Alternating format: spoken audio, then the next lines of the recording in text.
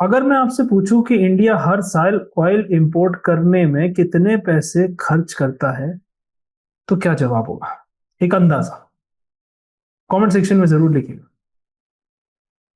ये फिगर है 14 लाख करोड़ से भी ज्यादा। 14 लाख करोड़ से भी ज्यादा। और ये पैसा हर साल इंडिया से बाहर चला जाता है सिर्फ और सिर्फ एनर्जी लाने में। लेकिन क्या आप जानते हैं कि इंडिया के खेत है ना, जो फार्मलैंड, जो अभी अन्न प्रोड्यूस करते हैं, है ना, वो कल फ्यूल भी प्रोड्यूस कर सकते हैं।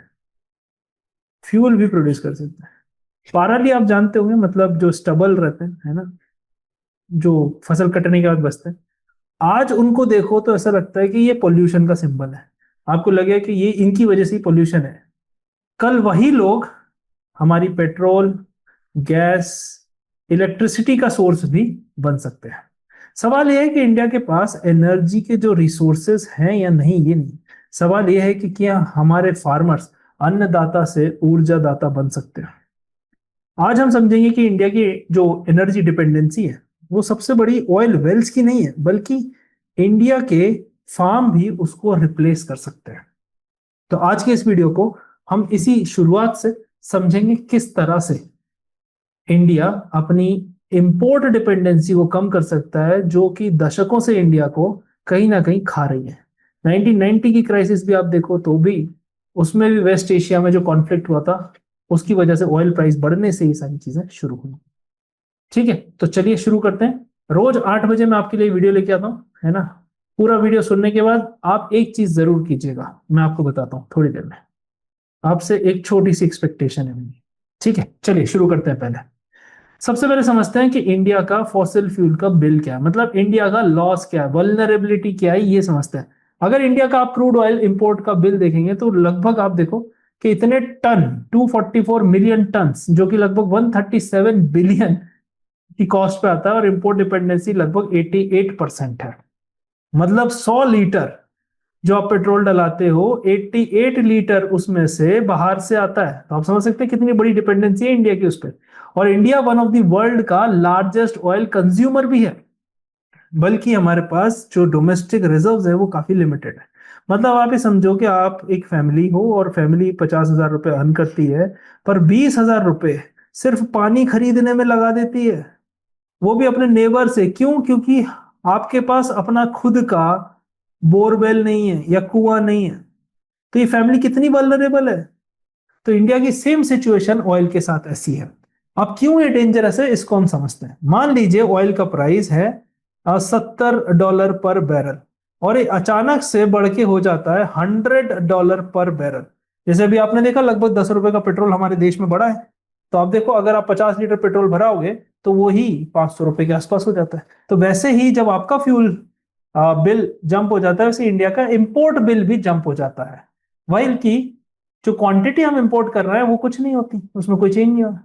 तो इंडिया को सेम वही चीज इंपोर्ट करने के लिए अचानक से ज्यादा पैसे खर्च करने पड़ते हैं। यही सेम चीज 1973 में हुई थी। मैंने पिछले कई वीडियो में आपको समझाया, ऑयल शॉक लगा था अरब इजराइल वॉर के बाद। ऑयल प्राइसेस 4-5 गुना 10 गुना बढ़ गए थे, और काफी कंट्रीज ने इन्फ्लेशन और रिसेशन भी वहां उस टाइम फेस किया था। 1991 में भी बीओपी क्राइसिस जो हमारी आई थी, उसमें भी one of the biggest reason यही था, गल्फ में वॉर हो गई थी। तो सेम ऑयल के हमें ज्यादा पैसे देने पड़ रहे थे, तो इंडिया के फॉरेन एक्सचेंज रिजर्व्स सिर्फ 2 वीक के बचे थे। अब यहां से सिंपल सी क्या चीज है कि ऑयल एक सिर्फ एनर्जी की कमोडिटी नहीं है ना, ये एक मैक्रो इकोनॉमिक वेरिएबल है जो बहुत सारी चीजों को डिटरमाइन करता है, जैसे कि इन्फ्लेशन को, है ना, जैसे कि एक्सचेंज रेट को, रुपी टू डॉलर को, ठीक है, जैसे कि फिस्कल डेफिसिट को और करंट अकाउंट डेफिसिट को, ये सारी चीजें। अब समझते हैं हम एलपीजी इंपोर्ट्स के बारे में। ठीक है, एलपीजी इंपोर्ट्स की बात करते हैं। एलपीजी इंपोर्ट्स लगभग हमको 13 बिलियन की पड़ती है। और एलपीजी ऐसी चीज है जो डायरेक्टली एक हाउस होल्ड को इफेक्ट करती है। मतलब जब भी एलपीजी का सिलेंडर का प्राइस बढ़ता है, हाउस होल्ड्स को अपना बजट एडजस्ट करना पड़ता है, स्पेशली मिडिल क्लास और रूरल फैमिलीज को, क्योंकि उनका मेजर कंजम्पशन फूड का रहता है। अब इससे गवर्नमेंट का क्या इंपैक्ट होता है? गवर्नमेंट कस्टमर्स को और कंज्यूमर्स को प्रोटेक्ट करने के लिए सब्सिडी देती है। मतलब कहीं ना कहीं देश का पैसा तो खर्च हो ही रहा है, टैक्स पेयर का पैसा है। ठीक है, आपने टैक्स नहीं भी भरा तो भी देश के पास टैक्स पेयर का पैसा भी लिमिटेड है। तो ये प्रॉब्लम वहां से शुरू हो जाती है। एलएनजी इंपोर्ट की बात करूं तो 15 बिलियन के आसपास है, मतलब लिक्विफाइड नेचुरल गैस। ये किस किस की काम आती है? ये भी काफी सारे काम आती है। अगर आप देखोगे तो ये फर्टिलाइजर के प्रोडक्शन में काम आती है, ये इंडस्ट्रीज में भी काम आती है, ये पावर जनरेशन एनर्जी और उसमें भी आती है, एक सिटी के गैस नेटवर्क में भी लगती है। जो शहरों में पाइप्ड गैस लाइन है, आप देखेंगे दिल्ली जैसे सिटीज में, और भी सिटीज है इंडिया की जहाँ पे गैस पाइपलाइन है, तो वहां पे भी आप ये देख सकते हैं। अब इसमें क्या होता है, इसमें बहुत सारे फर्टिलाइजर जो प्लांट है ना, वो हेवीली डिपेंडेंट है किस पे? नेचुरल गैस पे। जैसे कि अगर एलएनजी नहीं मिले तो हमारा यूरिया प्रोडक्शन कम हो जाता है ना, रुक जाता है।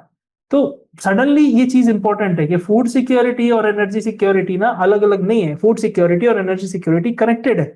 और गैस की जैसी शॉर्टेज होती है उसी वजह से फर्टिलाइजर की भी अवेलेबिलिटी पे खतरा आ जाता है। अब जो हमारा टोटल एनर्जी बिल है ना, वो आप देखो 165 बिलियन एनुअली है, मतलब किसी किसी कंट्रीज की तो ये जीडीपी भी नहीं होती है। आप समझ रहे हैं? मतलब आप सोचो कि आप जीवन भर रेंट पे कर रहे हो किसी भी घर का, हर महीने हर साल आपकी जेब से पैसा बाहर जा रहा है। तो इंडिया भी सिर्फ एनर्जी सिक्योर करने के लिए इतना पैसा बाहर ले जाता है। तो जब आप रेंट बहुत ज्यादा देते हो तो आप क्या सोचते हो कि अब मैं घर खरीद ही लेता हूं जब मुझे रहना ही है। तो एनर्जी हमारी परमानेंट चीज है, तो हमको कोई परमानेंट सोल्यूशन इसका ढूंढना चाहिए। ठीक है, अब इससे आगे की बात करते हैं कि क्यों इंपॉर्टेंट है। क्योंकि सबसे पहली चीज है, हमको इंफ्रास्ट्रक्चर बनाना है तो एनर्जी चाहिए, हमको एजुकेशन है, हेल्थ केयर है, मैन्युफैक्चरिंग, कोई सा भी सेक्टर है, एनर्जी की रिक्वायरमेंट तो सभी को। अभी मैटर क्यों करता है इसको समझते हैं। एवरी ऑयल शॉक कॉजेज, जब जब ऑयल शॉक लगा है रुपी डेप्रिशिएट हुआ है, क्योंकि डॉलर में ऑयल खरीदा जाता है ना, डॉलर के लिए ही हमको डॉलर की रिक्वायरमेंट होती है। तो जब डॉलर ज्यादा मांगेंगे तो रुपी की वैल्यू कम हो जाएगी, है ना। तो हायर इंपोर्ट मतलब हायर डॉलर आउटफ्लो, तो रुपी वीक होता है। और जैसे जैसे आप देखो क्रूड ऑयल के प्राइस बढ़ते हैं, रुपी हमेशा अंडर प्रेशर आ जाता है। अभी भी आप देखें कि लगभग 96, 95, 94 इसी के आसपास घूम रहा है। दूसरा है हाई इन्फ्लेशन। इन्फ्लेशन कैसे? मान लीजिए आपके पेट्रोल प्राइस बढ़ गए, पेट्रोल प्राइस बढ़ने से ट्रांसपोर्टेशन की कॉस्ट बढ़ गई, है ना। ट्रांसपोर्टेशन में जो सब्जियां जाती थी उन सब्जियों की प्राइस बढ़ गई। फिर आपके घर जोमेटो से जो पार्सल आता है, अमेजोन से आता, उनकी डिलीवरी कॉस्ट बढ़ गई। तो इन्फ्लेशन पूरी इकोनॉमी को धीरे धीरे धीरे धीरे, जैसे दवाई है आपके खून में जाती है, इंजेक्शन है वो आपके खून में जाता है, वैसे ही इन्फ्लेशन इकोनॉमी के खून में घुल जाता है। तो ऑयल एक इनपुट है सब चीज का। फिर फिजिकल प्रेशर बढ़ जाता है, क्योंकि गवर्नमेंट क्या करती है, गवर्नमेंट टैक्सेस कम करेगी, है ना। लगभग 10 रुपए का अभी पेट्रोल बढ़ा है, ठीक है, पर अगर आप देखेंगे कि टैक्स और ये सब चीज मिला लो तो कम से कम 15 से 20 रुपए का डिफरेंस भी आया है। तो जब तक रेट नहीं बढ़े थे तब तक हमारी ऑयल मार्केटिंग कंपनीज लगभग 1,000 करोड़ का लॉस डेली झेल रही थी। आप समझ रहे, डेली। तो उनके जो प्रॉफिट्स थे वो वाइप आउट हो गए, जो पुराना स्टॉक था वो भी उन्होंने निकाल दिया, तो अब उनको प्राइस बढ़ाना ही पड़ेगा। अब उसमें बहुत सारे रीजन है, आप बोलो इलेक्शन है, तो हाँ है, हमारी जो डेमोक्रेसी है उसमें इलेक्शन को मद्देनजर रखते हुए डिसीजन लिए जाते हैं, क्योंकि हमारी जो डेमोक्रेसी है वो उतनी मेच्योर डेमोक्रेसी नहीं कहा जाता है। लोग छोटे से छोटे चीजों को लेके भड़क जाते हैं और वो बड़ा विजन नहीं देख पाते हैं, एक रीजन। फिर आ जाता है एक्सपेंसिव ट्रांसपोर्टेशन की बात कर लेते हैं। जैसे ट्रक ऑपरेटर्स हैं, है ना, वो डीजल पे ज्यादा डिपेंडेंट है, तो डीजल का प्राइस। एयरलाइंस हैं जो वो एविएशन फ्यूल पे है। मतलब आप समझो कि इन सब चीजों से क्या होगा, आपके कैब के रेट बढ़ जाएंगे, कुरियर बढ़ जाएगा, बस की टिकट बढ़ जाएगी। फिर फर्टिलाइजर कॉस्ट की बात कर लेते हैं, तो नेचुरल गैस एक मेजर इनपुट है फर्टिलाइजर बनाने में, नेचुरल गैस लगता ही लगता है, ठीक है। तो वहां पे भी एक प्रॉब्लम है, वहां पे कॉस्ट बढ़ जाएगी, तो फूड की कॉस्ट भी बढ़ सकती है, ठीक है। फिर उसके बाद करंट अकाउंट डेफिसिट वाइडन हो जाएगा, मतलब ये बढ़ जाएगा क्योंकि इंपोर्ट ज्यादा कर रहे हैं हम, है ना, और एक्सपोर्ट उतने ही हैं। तो ये भी एक प्रॉब्लम है, इससे भी एनर्जी की डिपेंडेंसी वल्नरेबिलिटी हो जाती है। तो energy security is a national security right now. मतलब रशिया यूक्रेन वॉर के बाद यूरोप को सडनली रियलाइज हुआ था कि ये एनर्जी डिपेंडेंसी ना जो हमारी जियोपॉलिटिक्स वल्नरेबिलिटी को कहीं ना कहीं उजागर कर रही है। जैसे स्ट्रेट ऑफ हॉर्मुज ने भी बता दिया कि कितनी डिपेंडेंसी उस पे है दुनिया की, जिसको इंडिया पे अफेक्ट भी आया। तो एनर्जी सिक्योरिटी आज की तारीख में बॉर्डर सिक्योरिटी बराबर ही इंपॉर्टेंट है। ठीक है, आइए समझते हैं कि इंडिया की हिडन एनर्जी रिसोर्स के बारे में। सबसे पहली चीज है कहां से ये चीज हम रिप्लेस करते हैं। अभी तक हमने क्या समझा कि क्या परेशानी है, क्या प्रॉब्लम है, क्या चैलेंजेस फेस हो रहे हैं, कहां हम पैसा खर्च कर रहे हैं। अब क्या हम कर सकते हैं वो समझते हैं। Agricultural biomass generated 750 million metric tonne annually. अब ये बायोमास क्या है इसको समझते हैं। सबसे पहले बायोमास क्या होता है, मतलब जब भी आप खेती करते हैं तो उससे कुछ रेसिड्यू बचते हैं, मतलब फसल कट गई उसके बाद कुछ चीजें बचती हैं, जैसे कि राइस का स्ट्रॉ, है ना, wheat straw, sugar cane, cotton, corn, इस सब के स्ट्रॉ बचते हैं, मतलब जो स्टबल्स होते हैं, है ना। अब फार्मर क्या करते हैं, ये रेसिड्यूज को वो वेस्ट समझते हैं कि ये तो बेकार है, इन्हें तो फेंकना पड़ेगा। पर अगर इकोनॉमिस्ट की माने तो ये फ्यूल है, ये इनको फ्यूल की तरह दिखते हैं। कैसे, मैं समझाता हूँ। एक पर्सन के लिए वेस्ट है तो दूसरे के लिए ये रॉ मटेरियल बन सकता है। कैसे बनेगा, आज के इस वीडियो में हम पूरा अच्छे से समझेंगे। सरप्लस बायोमास अवेलेबल क्या कहेंगे इसको, कि ये जो बायोमास अवेलेबल है ना, वो ट्रेडिशनल रूरल यूजेस के हिसाब से, मतलब जो एनर्जी प्रोडक्शन है, वो जरूरी नहीं है कि वो सिर्फ और सिर्फ फूड ही प्रोड्यूस करे। ठीक है, energy production does not necessarily compete with food production. ऐसा नहीं है कि या तो ये होगा या वो होगा, दोनों भी हो सकते हैं। कैसे होंगे मैं बताता हूँ। जैसे पंजाब और हरियाणा क्या करते हैं, enormous amount of quantities crop की वो उगाते हैं, फिर उससे रेजिड्यू भी निकलते हैं, फिर क्या करते हैं आपको पता ही, जलाते हैं। वो जलाने की वजह से कितने प्रॉब्लम होते हैं दिल्ली एनसीआर रीजन में, वो भी हमने हर साल सुना ही सुना है। पर उसके लिए क्या सरकार कर सकती है वो मैं आपको समझा रहा हूं। तो एनर्जी का पोटेंशियल आप समझ रहे हैं क्या, 77 मिलियन टन ऑफ ऑयल, ये इसके बराबर है। मतलब जो हमारे फार्मर एज अ वेस्ट रख फेंक देते, वो इतना मिलियन टन्स ऑफ ऑयल बना सकते हैं। मतलब ये 31% ऑफ इंडिया की एनुअल क्रूड ऑयल इंपोर्ट का पार्ट है। आप समझ रहे हैं, मतलब 85% जो हम इंपोर्ट करवाते हैं, उसमें से अगर आप 100% में डिवाइड करो तो 31% इस वेस्ट से कवर किया जा सकता है, और 69% बाकी इंपोर्ट से। तो आप देख सकते हैं कि कितना इंपोर्ट हमारा कम हो सकता है, कितना पोटेंशियल है इसमें। मतलब इमेजिन करो कि आप इलेक्ट्रिसिटी खरीदते हो, इलेक्ट्रिसिटी बिल आपका लगभग 31% तक कम हो जाए, तो आप क्या करोगे, रेस्टोरेंट में और ज्यादा जा सकते हो, है ना। जितना महीने में 3 बार जा रहे हो तो 4 बार जा सकते हो। तो अगर यहाँ पर आप देखें, इसके कई सारे फायदे। इकोनॉमिक इम्पैक्ट क्या है, स्ट्रॉन्गर रूपी, इंपोर्ट का बिल भी कम हो जाएगा, और ट्रेड बैलेंस भी हमारा सही रहेगा, मतलब करंट अकाउंट डेफिसिट जो है वो कम हो जाएगा। तो ये सारे बेनिफिट्स हैं इसके। सबसे बड़ा इंपोर्ट डिपेंडेंसी को ये कम करेगा, है ना। मतलब हर टन बायो एनर्जी क्या करेगा, फ्यूल की डिमांड को कम कर देगा। तो जो हम इंपोर्ट कर रहे हैं वो अब ज्यादा दिन चलेगा, या फिर हमको कम इंपोर्ट करने पड़ेंगे, सिंपल। इससे हमारे फॉरेन एक्सचेंज रिजर्व्स भी बचेंगे। मतलब जो पैसा हम बाहर भेजते, तो हमारी आईटी कंपनी एक्सपोर्ट करके पैसा कमाती है, वही डॉलर हम यूज करके बाहर भेज देते हैं फॉर पेट्रोलियम, सिंपल। तो मनी इंडिया में सर्कुलेट होगा, है ना। इससे क्या होगा, लोकल बिजनेस की स्ट्रेंथ बढ़ेगी, लोकल इकोनॉमी की बढ़ेगी, है ना। हम फार्मर्स को भी स्ट्रेंथन कर पाएंगे, जिसको भी वो वेस्ट समझ रहे थे, वो कहीं ना कहीं उसको भी बचा के सेल किया जा सकता है। स्टबल बर्निंग से भी बचेंगे, जलाने की जगह। हर साल हर सर्दियों में दिल्ली एनसीआर में आपने देखा कैसा पोल्यूशन होता है, यही प्रॉब्लम। तो ये जो रेसिडुअल है, अगर इसको फ्यूल में कन्वर्ट करेंगे तो फार्मर्स को जलाएंगे नहीं, इसको बेचने लगेंगे। Another income source for the farmer, ये देखो, इंप्रूव इनकम्स, है ना। ये बहुत इंपॉर्टेंट चीजें हैं। फिर ये रूरल एरिया में एम्प्लॉयमेंट भी बढ़ाएंगे। कैसे, अभी तक जो पोल्यूशन प्रॉब्लम था वो अब एनर्जी सोल्यूशन बन गया, है ना। कैसे, क्योंकि लोग, कुछ लोग कलेक्ट करेंगे, कुछ ट्रांसपोर्ट करेंगे, कुछ प्रोसेस करेंगे, बायोफ्यूल का प्रोडक्शन करेंगे। ये सारी चीज जॉब्स बनाएंगी ना, समझ रहे हैं आप बात को। अब जो प्रॉब्लम क्या है, तो हम नॉन फार्म एम्प्लॉयमेंट भी क्रिएट कर सके, है ना। फिर यहाँ पे फार्मर्स करंटली अभी क्या करते हैं, दे बर्न।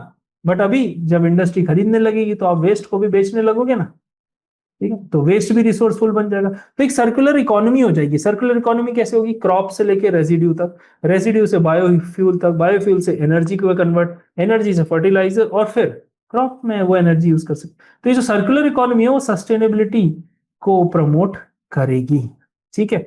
अब इसमें मेजर डिफरेंस समझ लेते हैं, क्या क्या डिफरेंस है। अभी जो इंपोर्टेड फॉसिल फ्यूल है वर्सेस बायो एनर्जी समझते हैं, ठीक है, ये मेजर डिफरेंस। अभी ये फॉरेन कंट्रीज पे डिपेंड करता है ना। मतलब वॉर होगी, सेंक्शन लगेगा, है ना, प्राइस वॉलेटिलिटी होगी तो प्रॉब्लम होगी। बायो एनर्जी क्या होगी, इंडिया में ही बनेगी, रिन्यूएबल है ना, स्टेबल से सप्लाई भी हो जाएगी, तो स्टेबल सप्लाई रहेगी, मतलब फार्मर को सपोर्ट करेगी, है, जॉब्स भी बनेगी। मतलब India is not energy poor, India is import dependent. तो हम खुद कर सकते हैं पर हम इंपोर्ट पर डिपेंडेंट है। तो ये दो चीजें ना अलग अलग हैं, आप यहां समझिए। तो India is not energy poor, India is biomass rich, ठीक है। आई होप आपको चीजें समझ में आ रही होंगी, ठीक है। अब 3 मेजर बायो एनर्जी सोल्यूशन की बात करते हैं, क्या क्या सोल्यूशन इसमें हो सकते हैं। ये काफी कंट्रोवर्शियल भी है, अगर आप देखेंगे तो ये कहीं ना कहीं चल भी रहा है कि इतना इथेनॉल है, गाड़ी खराब हो रही है, ये हो रहा है। मैं आपको बताता हूँ, समझाता हूँ इसमें। सबसे पहली चीज है, थ्री मेजर हमारे पास बायो एनर्जी के सोल्यूशन है। पहला इथेनॉल, सेकंड है सीबीजी और थर्ड है बायोमास पैलेट्स। तो एक एक करके हम तीनों को समझते हैं, ठीक है। इंडिया की जो बायो एनर्जी की स्ट्रेटेजी है ना, ये सिर्फ अभी क्या है ना, एक चीज पे डिपेंडेंट नहीं है कि एक टेक्नोलॉजी पे डिपेंडेंट हो गए हम, तो इस तरह से ये तीन मेजर पिलर है। ये तीनों मेजर पिलर मैंने आपके लिए वन है ना, टू और थ्री फॉर्म में लिख दिया। अब ये तीनों मिलके हमारी चार चीजों की डिमांड को रिड्यूस कर सकते हैं, जो कि है पेट्रोल, एलपीजी, नेचुरल गैस और कोल। इनको कम कर सकते हैं। पहला, इथेनॉल रिप्लेसिंग पेट्रोल। ये पेट्रोल को रिप्लेस करता है। What is ethanol? अब इथेनॉल होता क्या है? ये क्या है? ये अल्कोहल बेस्ड बायोफ्यूल है। जो किससे बनता है? जो शुगर केन से बनता है, जो मेज से बनता है, जो ब्रोकन राइस से बनता है ना, जो एग्रीकल्चर के बचे हुए रेजिड्यू से बनता है। और इसको हम पेट्रोल के साथ ब्लेंड कर सकते हैं, ठीक है। मतलब सिंपल है कि जैसे आपने बाइक में पेट्रोल भरा है, तो कुछ पोर्शन जो पेट्रोल का है ना, वो हम इथेनॉल से कवर कर सकते हैं। मतलब जो आप पेट्रोल आज भी डला रहे हो E20, वो हम अभी तक उस तक पहुंच गए हैं। मतलब इसमें 20% इथेनॉल है और 80% पेट्रोल है। तो मतलब कहीं ना कहीं हर 100 लीटर पे हमने 20 लीटर पेट्रोल तो बचा ही लिया। तो इथेनॉल ब्लेंडिंग 2014 से पहले, है ना, जब ये सरकार आई थी उससे पहले 2% तक थी। अब हम इथेनॉल ब्लेंडिंग को बढ़ा रहे हैं। तो इंडिया ने ये अचीव कर लिया है। कई सारे रीजन्स तक कर लिए, कई में हम कर रहे हैं। और हमने बहुत सारी चीजें तो टाइम से पहले ही अचीव कर ली।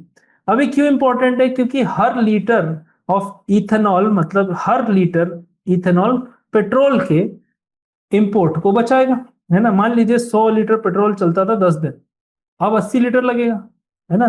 तो हमको थोड़ा समय और मिल जाएगा, 3 दिन एक्स्ट्रा चल जाए, 2 दिन एक्स्ट्रा चल जाएगा ये पेट्रोल। या फिर हम कम इंपोर्ट करेंगे तो हमारे ये 20 लीटर के पैसे भी बच जाएंगे। तो ऑयल इंपोर्ट कम होगा, फॉरेन एक्सचेंज का आउटफ्लो कम होगा और फार्मर की इनकम भी बढ़ेगी। अब इसमें क्या है? इथेनॉल से क्या है? इथेनॉल हमको दो चीजों, तीन चीजों को अच्छे से एड्रेस करेगा। पहला है एनर्जी की सिक्योरिटी देगा, दूसरा है फार्मर का वेलफेयर, और तीसरा क्लाइमेट गोल्स। मतलब जो हमारे क्लाइमेट के गोल है ना, जैसे 2070 तक नेट जीरो इंडिया का एम है, तो ये सारे हम अचीव करने के लिए काबिल रहेंगे, ठीक है। अभी ग्लोबली बात करूं मैं, आप सोचोगे कि सिर्फ इंडिया में हो रहा है क्या? नहीं, ब्राजील की बात करते हैं। ब्राजील वर्ल्ड की सबसे सक्सेसफुल इथेनॉल इकोनॉमी है। इनके कई सारे व्हीकल पेट्रोल, इथेनॉल या फिर फ्लेक्स फ्यूल पे चलते हैं। मतलब मैं आपको सिंपल सा समझाता हूं कि ब्राजील ने काफी ज्यादा लेवल तक रिड्यूस कर ली है अपनी इंपोर्ट डिपेंडेंस। अब ब्राजील क्या करता है? ब्राजील शुगर केन को यूज करता है, पर हम मेज को भी यूज कर सकते हैं ना, बायोमास को भी कर सकते हैं और काफी लार्जर स्केल पे कर सकते हैं इन कंपैरिजन टू ब्राजील। अब यहाँ पे फ्यूचर पोटेंशियल की बात कर लेते हैं। मतलब जब भी हाई ब्लेंडिंग लेवल होगा, है ना, अब हम E20 से भी आगे बढ़ने की कोशिश कर रहे हैं। मतलब ये अगर E20 से आगे बढ़ेगा तो हमारा पेट्रोल का इंपोर्ट और कम हो जाएगा, है ना। जैसे फ्लेक्स फ्यूल व्हीकल्स क्या होते हैं? मतलब व्हीकल्स जो केपेबल हों मल्टीपल फ्यूल कॉम्बिनेशंस पे चलने के। जैसे एक कार है, वो पेट्रोल पे भी चल सकती है, इथेनॉल पे भी चल सकती है और मिक्स पे भी चल सकती है, ठीक है। स्ट्रेटेजिक एडवांटेज क्या है इसका? कि कंज्यूमर जो है ना, उनको फ्यूल फ्लेक्सिबिलिटी मिलेगी और देश जो है हमारा इंडिया कंट्री, उसको एनर्जी फ्लेक्सिबिलिटी मिलेगी। तो ये सारी चीजें यहाँ पर इंपॉर्टेंट है। आगे बढ़ते हैं और अब सीबीजी को समझते हैं, ठीक है। तो ये आ जाता है कंप्रेस्ड बायोगैस।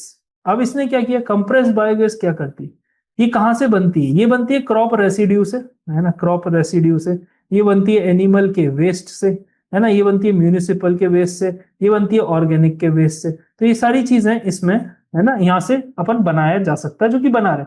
मतलब सेम काउ डंग है। काउ डंग आपने देखा, गाय का गोबर, है ना, वो ट्रेडिशनली विलेजेस में यूज होता था, पर अब मॉडर्न, है ना, सिटीज में भी कमर्शियल फ्यूल की तरह इसे यूज कर सकते हैं। अब ये क्यों रिवोल्यूशनरी है? इसको बहुत रिवोल्यूशनरी बोला जाता है क्योंकि instead of importing gas, India can now manufacture gas. मतलब इंपोर्ट करने की बजाय हम मैन्युफैक्चर कर सकते हैं। जैसे इसमें क्या है? हाई मीथेन प्योरिटी है। Methane is the primary energy component of natural gas. CBG किस किस को रिप्लेस कर सकता है? एलपीजी को रिप्लेस कर सकता है, पीएनजी को कर सकता है, सीएनजी को कर सकता है। मतलब जो जिसको हम वेस्ट समझते थे, वो एनर्जी का सोर्स बन गया। डोमेस्टिक प्रोडक्शन की बात करें तो एलएनजी अभी हम कहां से मंगाते हैं? कतर से मंगाते हैं या फिर ऑस्ट्रेलिया से मंगाते हैं, है ना। पर सीबीजी अगर इंडिया में प्रोड्यूस होगी तो सिंपल है कि एक गांव भी हमारा एनर्जी प्रोड्यूसर बन जाएगा। मतलब सिंपल सा है, जैसे आप डेली मिल्क खरीदते हो, आपके घर में दूध आता होगा, वो मिल्क खरीदने की जगह आप एक पूरा फार्म ओन कर लो, और जब डेयरी फार्म आप ही का होगा तो आपकी सप्लाई आपके ऊपर डिपेंडेंट करेगी। ठीक है। तीसरा है बायो फर्टिलाइजर के बाय प्रोडक्ट, मतलब सीबीजी के जो प्लांट्स है ना, वो organic fertiliser as a by product है।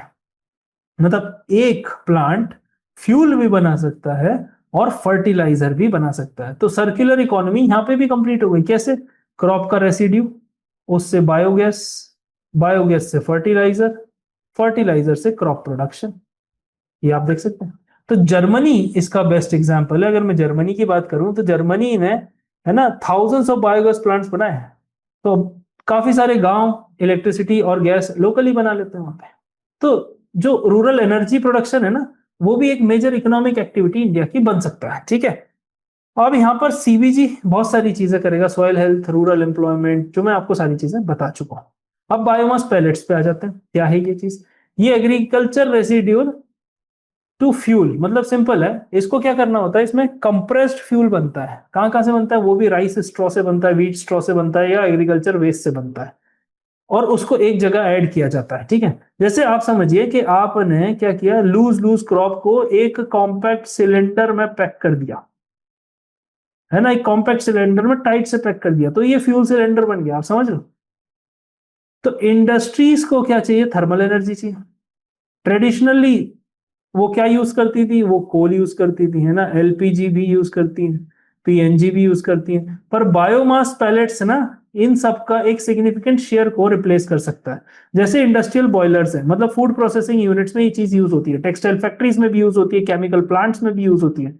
फिर कमर्शियल किचन की बात करें, जैसे होटल, है ना, हॉस्टल, लार्ज कैंटीन, आपने देखा होगा अभी कमर्शियल सिलेंडर के लिए परेशान हो रही थी, उनका भी रिप्लेस। फिर थर्मल पावर प्लांट्स, मतलब कोल प्लांट्स, है ना, बायोमास पैलेट्स के साथ साथ एक साथ फायर किए जा सकते हैं। मतलब कई सारे इंडिया के thermal power plants already biomass को कोल के साथ ब्लेंड कर रहे हैं। तो इससे क्या होता है? पोल्यूशन भी कम होता है और कोल का यूज भी कम होता है।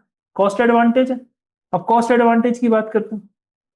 2 से 3 पर किलोवाट, मतलब अगर एलपीजी से कंपेयर करें तो लगभग 60% की यहाँ सेविंग है। मतलब आप समझ रहे हो, आपका अगर पेट्रोल का बिल 10,000 रुपये महीना है और वो कट के 4,000 हो जाता है, तो आप समझ रहे हो एक्स्ट्रा 6,000 की आपकी हर मंथ की सेविंग होगी। एनवायरमेंटल गेन्स क्या है? एमिशन कम होगा, मतलब हवा हमको क्लियर एयर मिलेगी जब हम पोल्यूशन से परेशान रहते हैं। स्टबल बर्निंग तो ऑलमोस्ट मेरे हिसाब से तो खत्म ही हो जाएगी, जब उसका वेस्ट का भी वैल्यू हो जाएगी। हर विंटर में प्रॉब्लम आती है ना, तो बायो एनर्जी प्लांट को भेज सकते हैं। फिर क्लीनर एयर है, मतलब वही चीज हो गई, लोअर एमिशन या क्लीनर एयर। फिर supports India climate commitment, India का क्लाइमेट कमिटमेंट नेट जीरो का 2070 तक है, वो भी है। तो इंडिया के जो फार्म है ना, वो अब से फूड प्रोड्यूस नहीं करेंगे, अब वो इकोनॉमी के लिए फ्यूल भी प्रोड्यूस करने के केपेबल है। अब आ जाते हैं हम करंट चैलेंजेस पे। ठीक है। करंट चैलेंजेस बहुत इंपॉर्टेंट है, मतलब इस में मैं आपको समझाऊंगा कैसे हमारे फार्मर्स अन्नदाता से ऊर्जादाता बन सकते हैं, कैसे हम एनर्जी सिक्योरिटी हासिल कर सकते हैं। सबसे बड़ा चैलेंज समझते हैं, SATAT प्रोग्राम। ये क्या करता है? सस्टेनेबल ऑल्टरनेटिव, है ना, sustainable alternative towards affordable transportation. ठीक है, sustainable alternative towards affordable transportation, ये है इसका फुल फॉर्म। अब ये क्या है? ये लॉन्च किस लिए हुआ था, है ना, टू प्रमोट सीबीजी प्रोजेक्ट्स। 1,000 से प्लस है। विजन इसका सिंपल था कि नेशन वाइड बायोगैस का इकोसिस्टम हमें बनाना है। अब इसमें एक मेन था कि इंपोर्टेड गैस की जगह हम डोमेस्टिकली प्रोड्यूस गैस बनाए। अब इसमें प्रॉब्लम ये थी, है ना, कि interest is high, technology exist, investors are interested. मतलब सब चीज पॉजिटिव है, बट पॉजिटिव सिग्नल क्या है कि इंडिया को क्लीनर एनर्जी चाहिए, है ना, और बायो एनर्जी का पोटेंशियल भी है। तो ऑपरेशन प्लांट जो है अभी वो सिर्फ 100 है। मतलब ये सिंपल है कि आप किसी कॉलेज में एडमिशन तो ले लेते हो, बट आपकी ग्रेजुएशन के कोई अते पते नहीं है। तो एडमिशन लेना एक अलग चीज है और ग्रेजुएशन पास करना एक अलग चीज है। तो यहाँ पे अप्रूव्ड प्रोजेक्ट 1,000 प्लस है, पर अभी ऑपरेशनल सिर्फ 100 है। ये है। तो इम्प्लीमेंटेशन बहुत ज्यादा मैटर करता है। लोगों को प्लान होते हैं, लोगों को आइडिया होते हैं, इस देश में बहुत टैलेंट है, पर एग्जीक्यूशन ही तो की होता है ना। आपको भी पूरा नॉलेज है, पर एग्जाम पेपर में लिखना मुश्किल होता है। तो वही सेम चीज है। अब प्रॉब्लम इज नॉट टेक्नोलॉजी, तो क्या प्रॉब्लम है भाई, क्यों नहीं हो रहा? इंडिया के पास ऑलरेडी टेक्नोलॉजी है, रॉ मटेरियल है, मार्केट डिमांड है, सारी चीजें हैं। रियल चैलेंज क्या है? पहला है वीक मार्केट ऑफ टेक। इसका मैं सिंपल सा मीनिंग समझाता हूं। किसी इंसान ने प्रोड्यूस किया, पर उसके बायर्स अगर अनसर्टेन है, मतलब आप अगर टमाटर उगाते हो तो आपको पता है कि मैं कहीं ना कहीं कोई खरीदार मुझे मिल जाएगा। अभी आपने बनाया और खरीदार नहीं मिला तो क्या करूंगा? फिर स्लो अप्रूवल्स है, मतलब लैंड चाहिए आपको इस चीज के लिए, सेटअप के लिए एनवायरमेंटल परमिशन चाहिए, यूटिलिटी के कनेक्शन चाहिए होंगे। वो अप्रूवल में आप जानते हैं करप्शन है हर लेवल पे, छोटे से छोटे लेवल पे। बिना पैसे खिलाए काम आगे नहीं बढ़ रहा है। तो ये एक प्रॉब्लम है। स्टेट की इनएफिशिएंसीज भी है। सेंट्रल गवर्नमेंट जोर भी लगाए पर स्टेट गवर्नमेंट के जो ऑफिशियल्स होते हैं वो नहीं करते उतना, है ना। मैं किसी एक स्टेट की बात नहीं कर रहा, आप सब जानते हैं सब स्टेट में कुछ ना कुछ तो है, थोड़ा बहुत ऊपर नीचे। फिर फाइनेंस गैप्स, मतलब बैंक्स अभी नई टेक्नोलॉजी को रिस्की देखते हैं। बैंक सोचते हैं कि इस रिस्की टेक्नोलॉजी में हम पैसा नहीं लगाएंगे, उनको लगता है उनका एनपीए हो जाएगा। तो क्या होता है, डेवलपर्स को स्ट्रगल आता है कैपिटल रेज करने में। फिर डिस्ट्रीब्यूशनल बॉटलनेक्स है, मतलब आज क्या है कि फ्यूल को प्रोड्यूस करना तो आसान है, बट ट्रांसपोर्ट करना कठिन है। तो ये भी एक डिस्ट्रीब्यूशन का प्रॉब्लम है ना। तो इंफ्रास्ट्रक्चर अगेन डिटरमाइन सक्सेस। तो इंडिया को क्या करना चाहिए, इंडिया की क्या प्रायोरिटीज होनी चाहिए? सबसे पहला है मैंडेट बायोमास पैलेट यूजेस, मतलब पावर प्लांट को आप मैंडेट बना दो। ये बहुत इंपॉर्टेंट है कि भाई आपको ब्लेंड करना ही करना है, गारंटीड डिमांड मिल जाएगी और फार्मर को स्टेबल इनकम मिल जाएगी, तो दोनों खुश। ठीक है।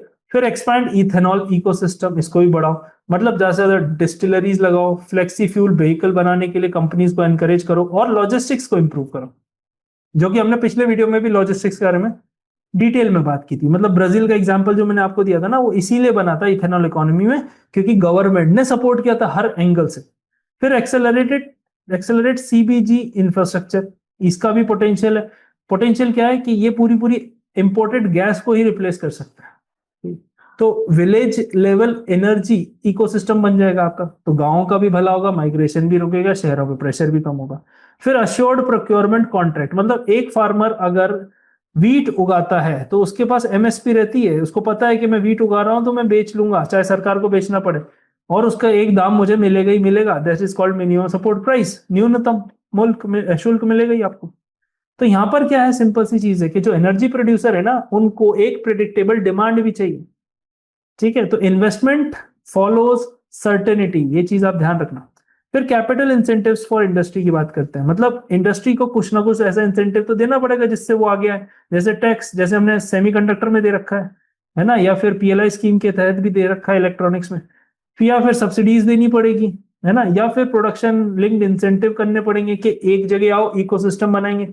तो एनकरेजमेंट किसको मिलेगी, एडॉप्शन को मिलेगी। और फिर फास्टर प्रोजेक्ट अप्रूवल, बहुत जरूरी है ये चीज।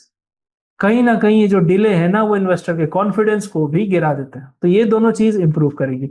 मतलब ईज ऑफ डूइंग बिजनेस जो है ना, सिर्फ मैन्युफैक्चरिंग तक नहीं है या फिर सर्विसेज तक, ये ग्रीन सेक्टर में भी बहुत जरूरी है। 2047 के विजन की बात करते हैं, ठीक है। Farmers earning from crop residue, आप समझ सकते हैं मतलब जो चीज वेस्ट मानी जाती थी उससे फार्मर्स, तो पहले फार्मर्स जला देते थे, अब सेल कर सकते हैं। ठीक है, तो ये मतलब ट्रेडिशनल क्रॉप्स की नॉन फार्म इनकम भी बन गई। मतलब सिंपल सी चीज है, आप देखो आपके घर में न्यूज़पेपर आता है, न्यूज़पेपर आप पढ़ते भी हो, न्यूज़पेपर को आप काम में भी यूज करते हो, फिर जो बचता है उसे बेच भी देते हो। आप देख रहे हो एक न्यूज़पेपर के कितने काम होते हैं। वैसे ही जो विलेज इकोनॉमी है ना, वो भी एनर्जी हब बन सकती है। फूड की, गैस की, इलेक्ट्रिसिटी, फर्टिलाइजर, सब इकोनॉमिक ट्रांसफॉर्मेशन हो सकता है।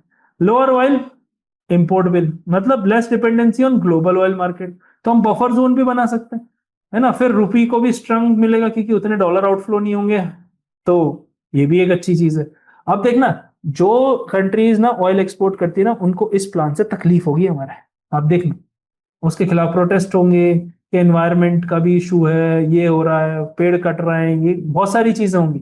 जब भी इंडिया कोई भी अच्छी चीज करने जाता है, जो हमारे दुश्मन है उन्हें, है ना, दुश्मनों को कहीं ना कहीं तकलीफ होना शुरू हो जाती है। एनवायरनमेंट में ऑलरेडी बता चुका हूँ, पोल्यूशन कम होगा, सॉइल हेल्थ अच्छी रहेगी, एमिशन कम होगा। तो ट्रिपल डिविडेंड इज इंपॉर्टेंट यार, इकोनॉमिक, एनवायरनमेंट एंड सोशल। आप देखो, इकोनॉमिक, एनवायरनमेंट एंड सोशल।